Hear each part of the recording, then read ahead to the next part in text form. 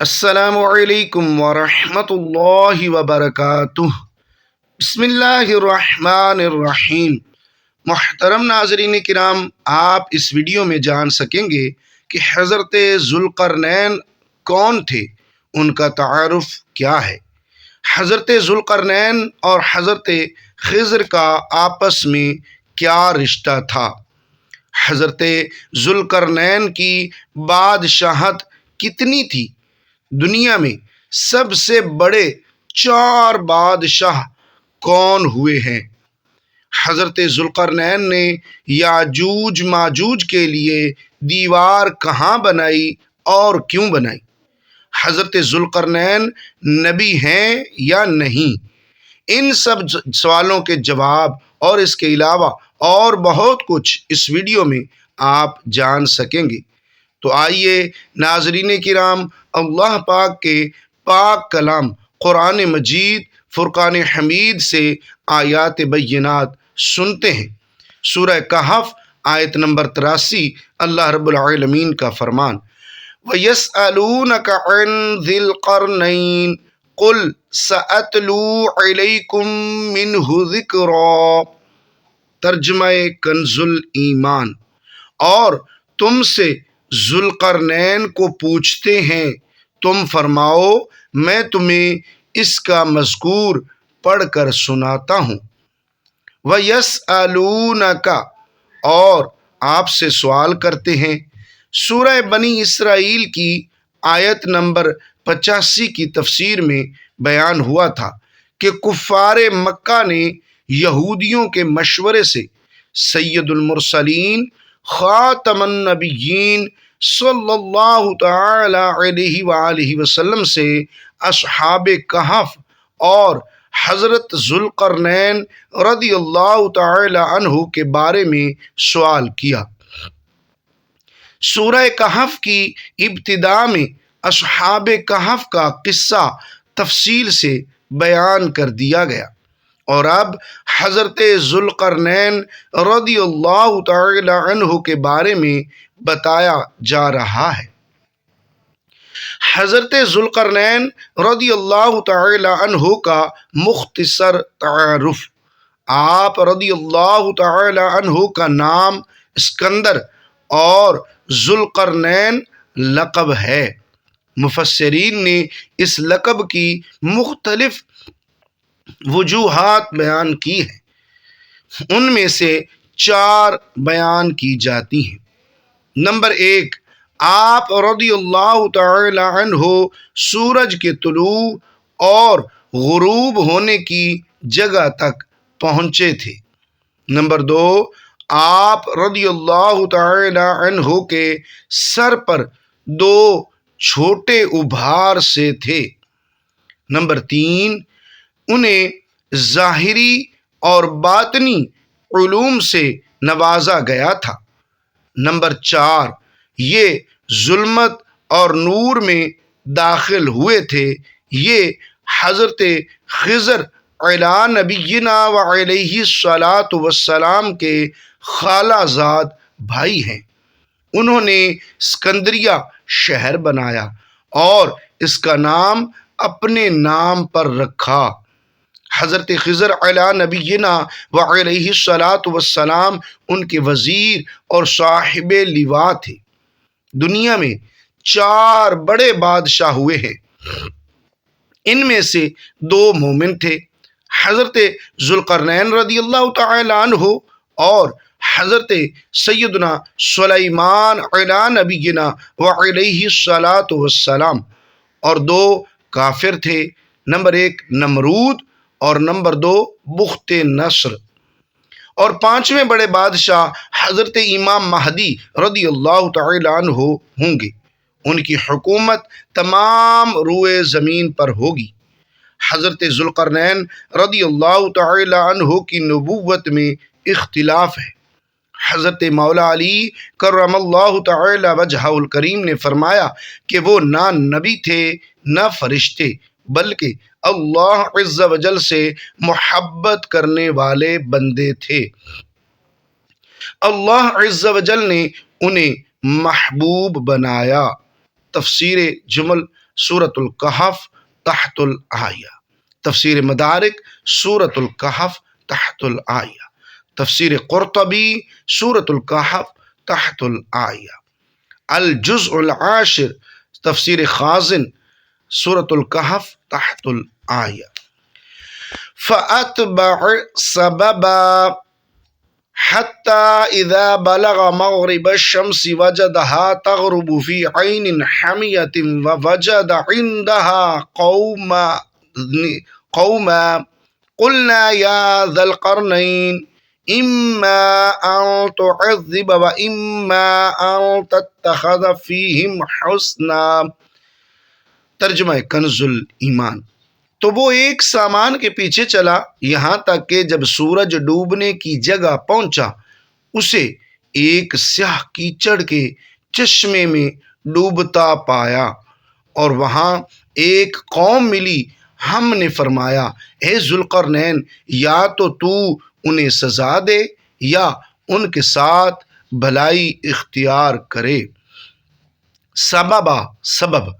سبب سے مراد وہ چیز ہے جو مقصود تک پہنچنے کا ذریعہ ہو، خواہ وہ علم ہو، قدرت ہو یا آلات ہوں۔ تو حضرت ذوالقرنین رضی اللہ تعالی عنہ نے جس مقصد کا ارادہ کیا اسی کا سبب اختیار کیا۔ چنانچہ جب آپ رضی اللہ تعالی عنہ نے مغرب کی طرف جانے کا ارادہ کیا تو اس کے لیے وہ راستہ اختیار کیا جو انہیں وہاں تک پہنچا دے، جیسا کہ اس آیت میں ہے۔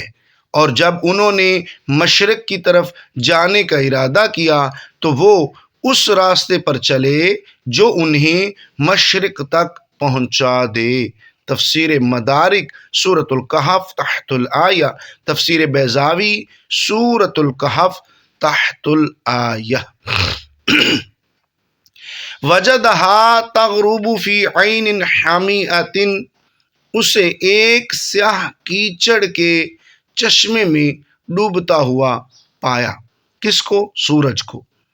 حضرت ذوالقرنین رضی اللہ تعالی عنہ کے سفر کی ابتدا اس طرح ہوئی کہ انہوں نے کتابوں میں دیکھا تھا کہ حضرت نوح علیہ السلام کے بیٹے سام کی اولاد میں سے ایک شخص چشمہ حیات سے پانی پیے گا اور اس کو موت نہ آئے گی۔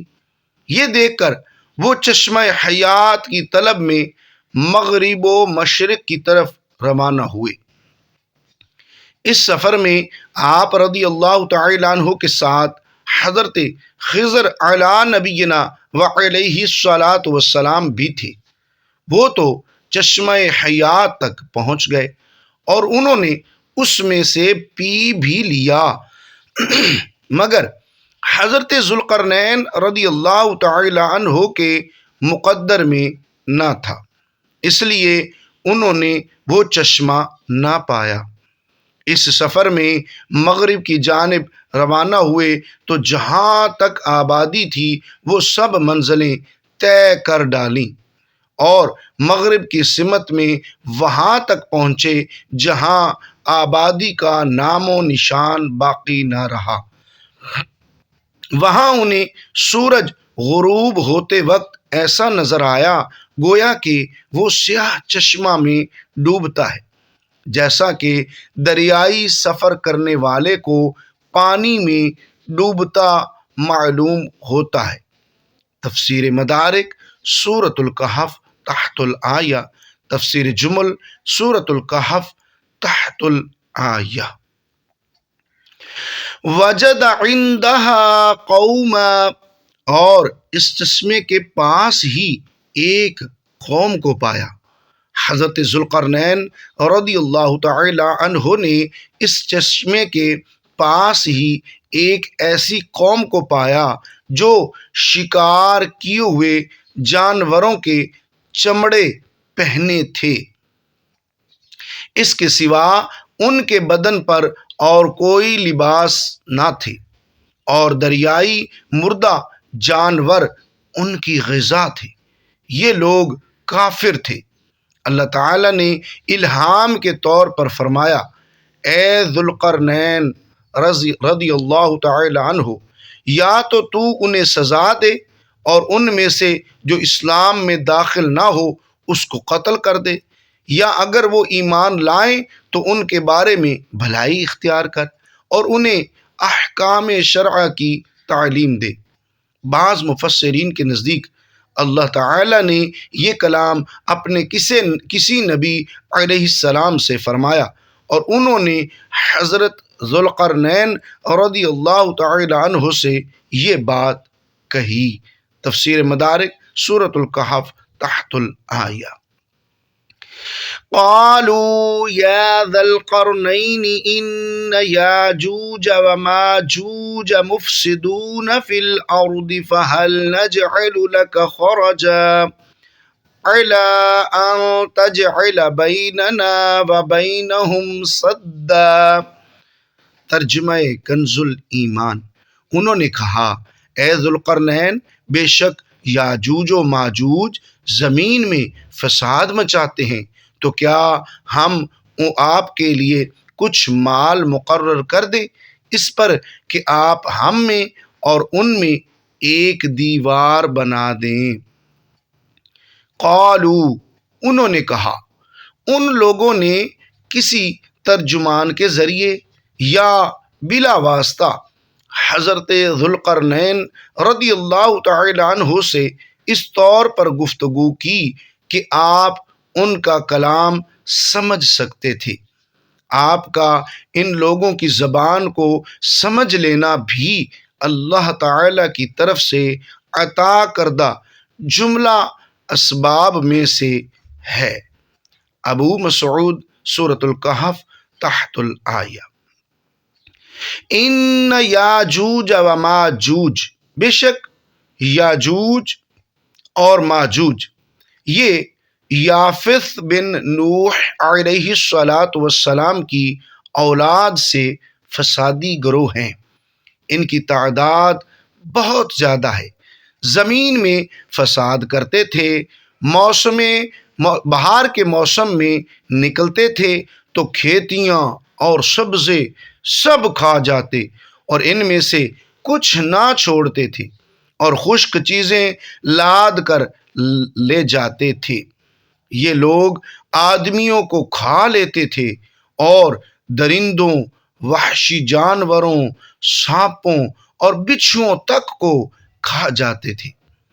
حضرت ذوالقرنین رضی اللہ تعالی عنہ سے لوگوں نے ان کی شکایت کی کہ وہ زمین میں فساد مچانے والے لوگ ہیں، تو کیا ہم آپ کے لیے اس بات پر کچھ مال مقرر کر دیں کہ آپ ہمارے اور ان کے درمیان ایک دیوار بنا دیں تاکہ وہ ہم تک نہ پہنچ سکیں اور ہم ان کے شر اور ایذا سے محفوظ رہیں۔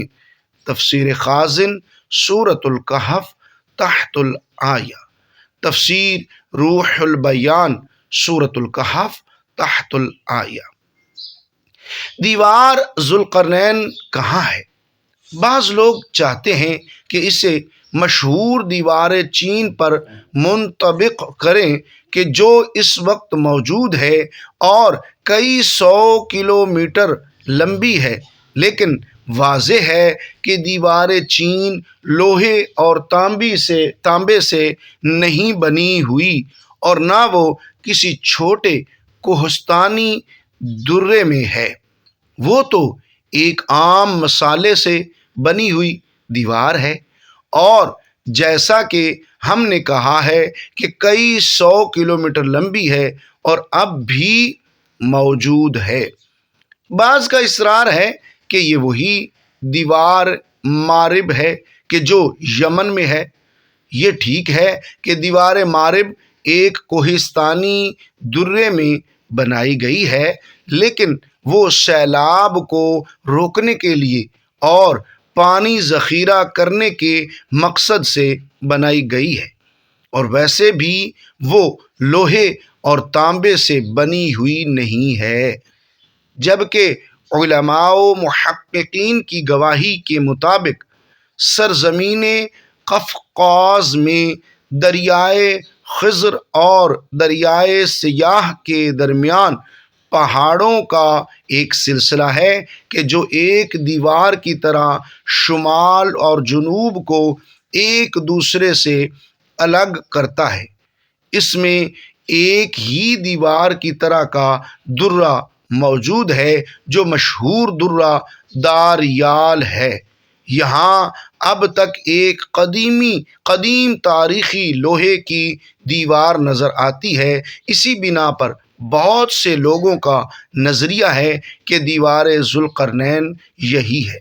یہ بات جاذب نظر ہے کہ وہیں قریب ہی سائرس نامی ایک نہر موجود ہے، اور سائرس کا معنی کورش ہی ہے، کیونکہ یونانی کورش کو سائرس کہتے ہیں۔ ارمنی کے قدیم آثار میں اس دیوار کو بھاگ گورائی کے نام سے یاد کیا گیا ہے۔ اس لفظ کا معنی ہے درہ کوروش یا معبر کورش۔ کوروش کے عبور کرنے کی جگہ یہ سند نشان دہی کرتی ہے کہ اس دیوار کا بانی کوروش ہی تھا۔